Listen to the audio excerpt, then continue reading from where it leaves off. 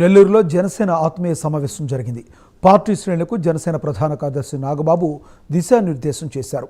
జనసేనను బలోపేతం చేయడమే తమ లక్ష్యమని నాగబాబు తెలియజేశారు. తనకు పదవులపై ఎలాంటి కోరికలు లేవని చెప్పారు. తన ఓటును ఏపీకి మార్చుకున్నానని నాగబాబు తెలియజేశారు.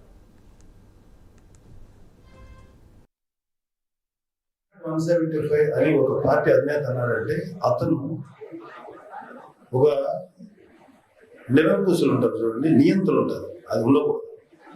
రాజకీయాల్లో ఖచ్చితంగా ప్రతిపక్ష పార్టీ ఉండాలి. వాళ్ళు చాలా ప్రజల వాయిస్ వాళ్ళు వినిపించారు, అంతేగాని టోటల్ గా ప్రతిపక్షంలో ఎవరు మొత్తం మనమే ఉండాలంటే అనేది అది ఎవరంటారంటే జనరల్ గా చైనాని పరిపాలిస్తున్న జీన్పింగ్, పుటిన్, లేకపోతే నార్త్ కొరియా కిమ్ జాంగ్, వీళ్ళు అంటారు తప్ప నిజమైనటువంటి నాయకుడు ఎవరు, ప్రజాస్వామ్యాన్ని గౌరవించేవాళ్ళు ఎవరు.